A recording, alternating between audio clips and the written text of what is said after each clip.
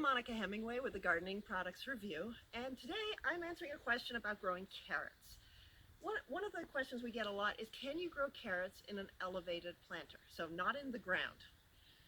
And the answer is, well, yeah, absolutely you can. So what you see here, these are all carrots, and they are growing in a 2 by 8 foot elevated planter from Gardener's Supply. I absolutely love this planter. I've had it for a few years and have grown a ton of carrots and a lot of other vegetables in it.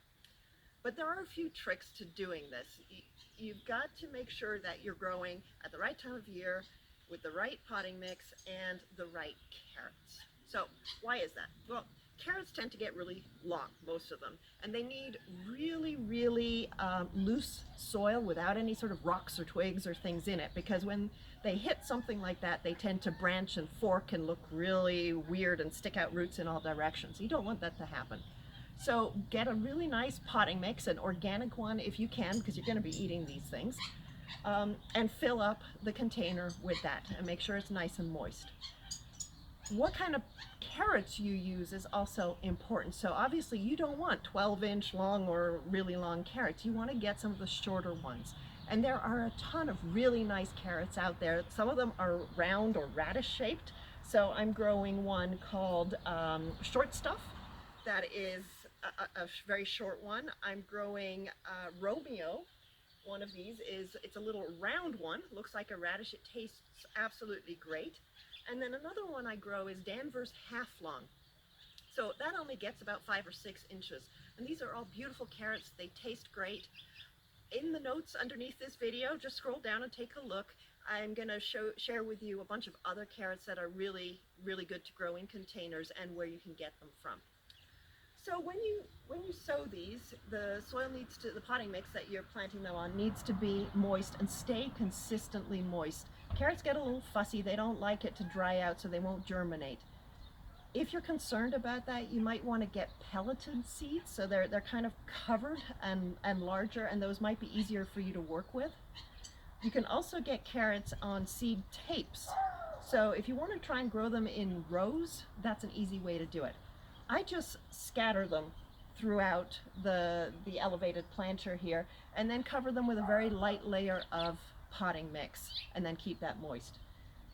Carrots need about 1 or 2 inches per plant to really develop. Now I'm growing slightly smaller ones, so I kind of tend to grow them a little closer than maybe you should, but I still get a terrific harvest.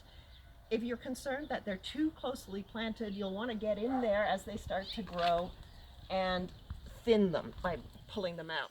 Now, here we go. This is one of my Danvers half long. It's been about 75 days or so. This is nearing maturity. Most of these smaller carrots will reach maturity in about 75 days. Some of the bigger ones maybe closer to 90 days. Take a look at the seed package before you start harvesting, but this came out of there and I have not thinned in here at all. So let me show you a different kind. Let's see. So this is one of the round ones. It's supposed to be round. Now, why isn't it? Carrots get really fussy. The round ones, it's really important to have consistent moisture. If they aren't getting moisture consistently, they will start elongating, trying to find moisture down below. So instead of a round one, you'll get one that looks like this. This one's not that much fun to eat at this point. So consistent moisture is really important. Another thing to keep in mind with these elevated planters, now it's January here in Tucson. I planted these in October and they're coming to maturity now. If I was living up north, I wouldn't be able to do that because this thing would freeze solid in the winter. So you might be able to get carrots in the ground if you were using a cold frame up north, but you certainly couldn't do it in an elevated planter because the thing will freeze. Right, so you're going to want to plant these in spring and fall. Up north, you're going to do it early spring, early fall. Down here in the south, you're going to do it, late fall to have them grow through the winter, very early spring.